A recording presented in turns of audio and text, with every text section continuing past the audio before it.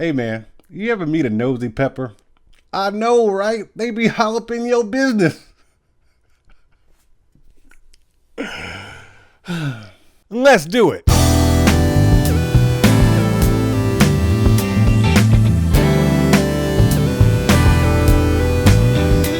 All right, JDLians, go ahead and sit on down, man. And for you new guy, girl who just showed up, welcome to JDL TV. We're going to talk about the Skullcandy Crusher lineup. This is all four of the wireless crushers. The original crushers actually were a cable design. You had to have batteries and stuff, I think.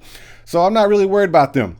A lot of people had the questions, how does this compare to the other crushers? Should I upgrade and whatnot and all this other kind of stuff? Well, I'm gonna tell you right now, if you still rocking these right here, the original Crusher wireless, they are still great headphones, and they even sell an updated version, but they don't compare.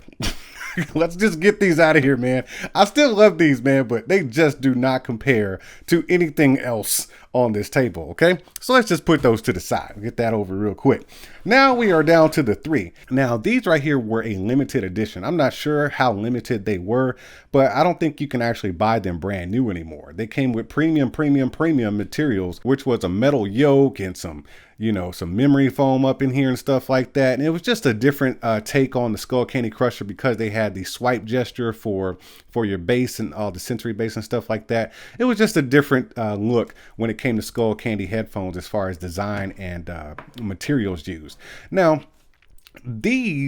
I don't think these should belong in this category either, because for once and for all, the ANCs, the Crusher ANC is much better sounding than the 360. Let's just put that out in the air. So I really don't want to have these in the competition anymore, simply because the 360s are outdone so well by the ANCs when it comes to overall sound signatures and features and everything else. Okay, this is a limited edition. You can't even buy them anymore. But if you do have them, yeah, go ahead and upgrade. you can upgrade. You could use an upgrade because everything else left on this table does sound better than the 360s. Now, let's get to the two main things that people have questions about, which is the Crusher ANC and the Crusher Evo. Now, with a price difference of about $125, if I'm not mistaken, these being $325 and these being $199, you would think that these would not be as good. Well, in some ways they are, some ways they aren't. Well, once again, these have active noise canceling along with ambient sound, and I do believe that there's a quick attention as well. The sensory bass is operated by the slider right here. You got memory foam, you got a premium plastic build. My number one complaint was the looseness in the headband right here, because sometimes if you just let it hang, it'll just kind of flop down like that. I don't know if that's a design flaw or it's supposed to be like that or not. The Crusher ANC share all the same design elements as the Crusher Evo, so as far as like build quality and stuff, they are pretty much the same. But they did fix the whole, like that.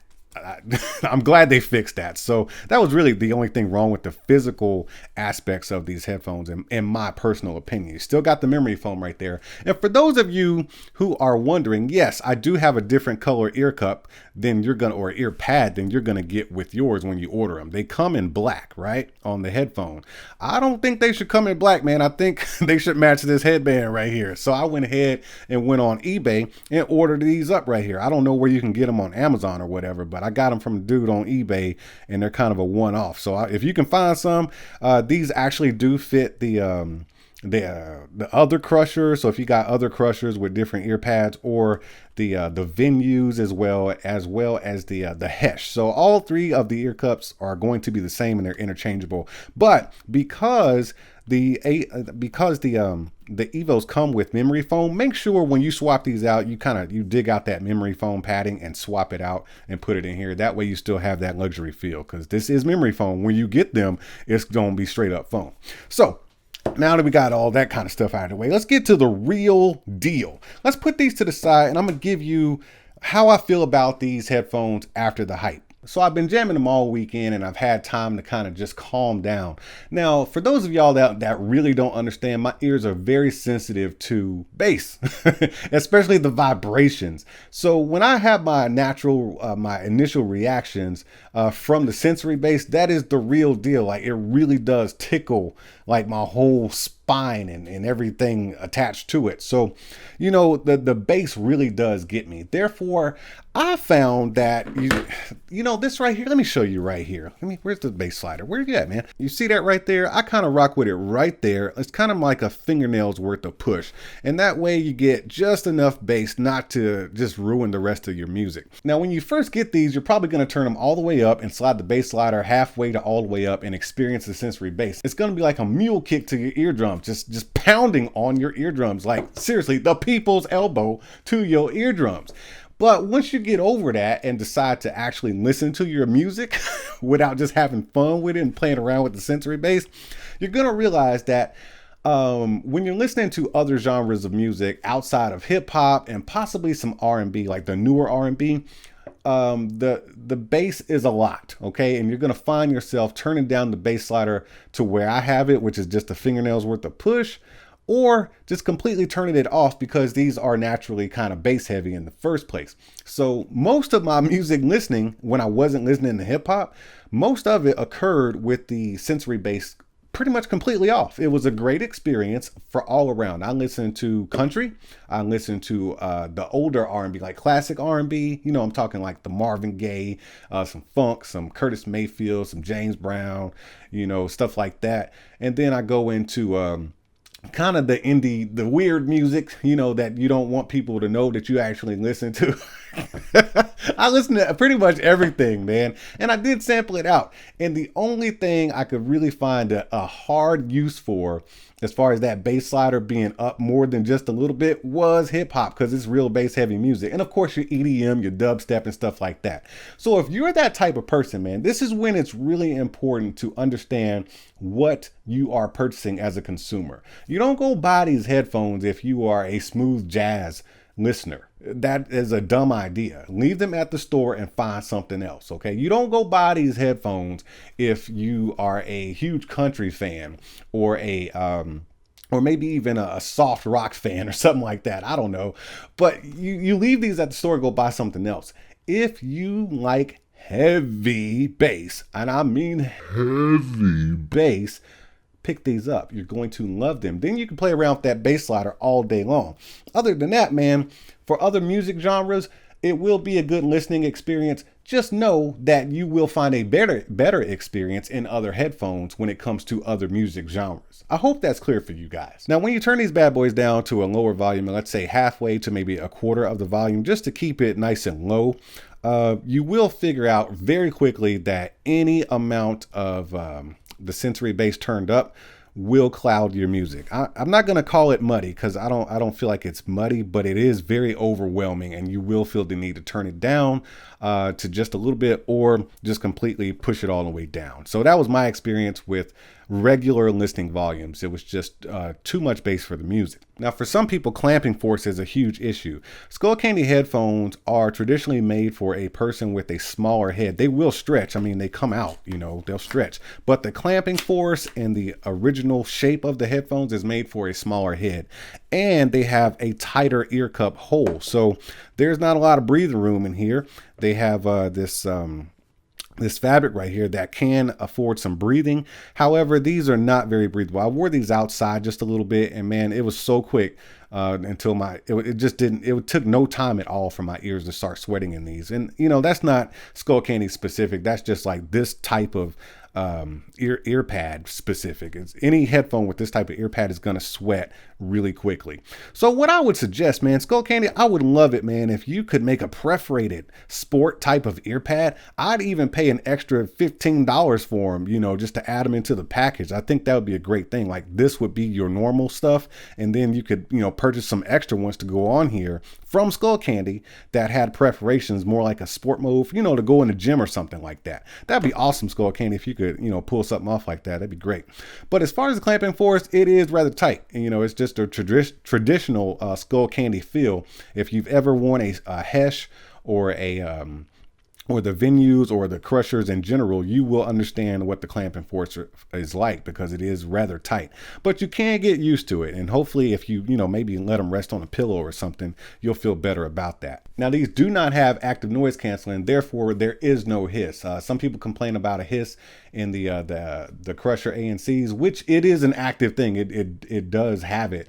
They did send out some new sets that have a lot less hiss. It's very, very tolerable, but these do not have a hiss whatsoever that I heard in my music. I ended up watching a movie on Netflix with these, and of course YouTube videos, but I did not experience any latency at all. I even played Stadia games, which was Avengers and Ghost Recon, and there was absolutely no latency with these. And I will tell you that these would possibly be some of the best gaming earphone or headphones you can possibly find, man. The addition of the bass slider, this is what makes the difference right here. When you're watching an action movie or you're playing a game with explosions, rumblings, and stuff like that, that bass slider right there is clutch, man. It's going to make the experience totally different than any other headphone you've ever used when watching movies or playing a game. So yeah, for that kind of stuff, man, these are fantastic. So in wired mode, you do lose some features. You're going to have to finagle up some stuff to use the bass slider in conjunction with the wire. Some people will get it to work if you turn the headphones on, then plug in the wire. Okay, but what if your battery dies? No, it's not going to work. The bass slider is not going to work. But they do sound really good in wired mode. Whether they sound better or worse in wired mode, I can't really tell you that, because when we say better, does that mean that it sounds better not using the bass slider or using the bass slider? Because if you have the bass slider in Bluetooth mode and then you don't have it in wired mode, I would automatically say they don't sound as good in wired mode. And to be honest with you, these were made to be used for Bluetooth. So let's just use them for what they were made for. Now, when it comes to phone calls, I was very surprised. I talked to my man Buzz for the better half of 2 hours yesterday, and we spent about a half hour on the phone. I was kind of testing these out, and I was he asked me, if I was testing them out, and I said, yeah. He said it sounded fantastic. He really did not realize that I had the crushers on. The reason why I took them off was because I don't like talking on the phone with headphones on, particularly when they don't have an ambient sound during the phone call, because it just sounds like you're talking to someone with your head stuffed in a pillow. That's on my experience. Hearing him was great. It's just that I don't like not having ambient sound when I'm on the phone. It just sounds more natural that way. Now, on his end, like I said, he said it was a great call. It was a fantastic call, as Trump would say. It was the perfect call. Get out of here, man. No, man, but for real, phone call quality, I don't know what Skullcandy has done with these, but hey, Buzz said they sounded great. Even when I went outside, he said he could hear a little bit of wind and he heard a bird chirping, and he could tell that I was outside, but he did not have a problem with the phone call quality. So there you go for that. Now, for those of you who really want a comparison between the Crusher ANC and the Crusher Evo, there are a few things to compare. Let's talk about the sensory base and the implementation of it first, because in my testings, man, the Crusher ANC hit a lot harder. I mean, this is like two rhinoceroses, like Rocksteady and Bebop, from the Ninja Turtles, just ramming your ears and not having any remorse for what they've done to your ear holes. Okay. These to me, these knock a lot harder, but it's not as controlled and refined as the bass is in the Evo. The Evo definitely packs a hard punch, but somehow they have managed to refine and control the bass and keep it in check to where you can still really enjoy your music at higher volumes and with the bass slider up. Now, to my previous statement about it being too much, for me, yeah, it is a little too much. It is what it is. But when you compare the two, the Evo is much more controlled and refined. However, these knock harder. So if you just like a crap load of heavy bass, the Evo is where you want to be. And I'm sorry, the ANC is where you want to be. The Evo is a much more controlled bass. It still knocks very hard. I'm telling you, they hit very hard. It's just not as hard as the ANC. Now, when it comes to other elements of music, such as the soundstage or the highs and the mids, I got to give that one to the Evo in the solid performance, man. When you get that bass under wraps and you control it to where you want it to be, you will have a better presence of your mids and highs. But that takes me to overall volume too. they are exactly the same as far as overall volume. I didn't feel like one got any louder than the other. In my initial impression of the Evo, it felt like these would have been a little bit louder, maybe a click or two, but after comparing them side by side, nope, it's the exact same amount of volume, which, like I said before, Skullcandy's kind of notorious. There's always a lot of complaints with Skullcandy's overall volume. You guys say it's really low. I think that it's acceptable. I mean, it's definitely not the loudest, but it is acceptable to me. But some people claim it's really low. So as far as overall volume and better sound signature and performance, you're definitely going to get it in the Evo. They have refined the sound of these headphones in all the elements of music. There's not really a sound stage when it comes to the Crusher series. That's not what these headphones are for. These are for bass lovers, okay? But they do respect your mids and highs within inside of the Evo there. Now, once you finally get a grip on your life and stop jacking around with that bass slider, you'll realize that you need to turn it down to a more respectable level. That way you can preserve your hearing and actually listen to your music. As far as lower volume performance, and I keep hitting on this because it is important, you will turn that music down and you want to listen to it. So as far as lower volume performance, I gotta definitely give it to the Evo because, like I said, it's a better controlled and tamed bass.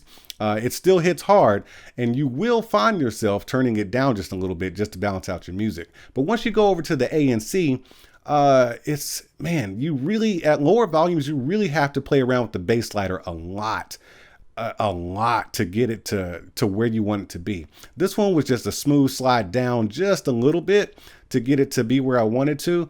But it seems like on every song I played, I had to adjust the bass slider a little bit or just all the way down on the ANC. However, you do get the added benefit of having active noise canceling at lower volumes. So if you're trying to drown out some noise, you will want the active noise cancellation. So when it comes to which one is better, dude, I really can't make that decision for you. I just wanted to lay out the facts and my experience over the weekend with these. They're both great headphones. If you have the ANCs right now, I really don't see a real reason for you to buy a new set of headphones, particularly to just spend an extra $200 for something that you already have. It's kind of like, I always bring this analogy up. When you go into Best Buy or maybe Walmart or Target or Sam's and you're looking at the wall of TVs, right? All of them look slightly different and they all cost about the same, right? And you're just trying to pick out the best one. But then it comes down to how much money you got in your pocket. Ultimately, that's what it is. So you pull out your wallet, you count your money, and you take one home. And once you get it home, it is the best TV ever because it's the only one you're looking at. And that's what I say about the ANCs. If you already got them, I don't know if you should go spend an extra $200 just to buy something you theoretically already have, because I did tell you these are great. These are just slightly better. So if you're in the market to buy one or the other, I will tell you that the sound that you get out of these is better, more refined coming out of the Evo here. That's if you don't already have the Evos. If you got the Crusher 360 or even the Crusher Wireless, I would tell you, oh yeah, you need to go ahead and pull out that wallet, homie, and go ahead and upgrade to at least one of these, preferably these, because these are only $200, whereas these are probably still $325 wherever you can find them. So yeah, man. In the competition between the Evo and the ANC, it is totally up to you and what you want. You're definitely getting more features here with the active noise cancellation and the ambient sound, quick attention. But if you want a more fine-tuned sound that's probably going to suit more overall listening, then you're gonna want to go with the Evos. But that being said, if you have a set of Crushers, you're probably going to want to own another set of headphones anyways when you want to really engage into other music such as the country and the jazz and, you know, maybe some funk and, you know, stuff like that. Because like I said, these are made for a special type of person in mind. I hope this video helps you out when it comes to making a decision, but I got to get out of here and go make some other videos. But while I'm gone, y'all make sure y'all keep being good to each other, and I'll see you when I see you. Oh, so you wanted them cats that like to just run up in a place, take what you want, then leave, huh? Man, you better hit that subscribe and notification button. That way you know when I'm over here opening up new stuff. And while you're down there, you may want to consider tapping that join button and becoming a member, because membership has its perks. See, that wasn't so bad. All right, man, I appreciate you, and I'll see you at the next one. Are you not entertained? Are you not entertained? Is this not why you are here?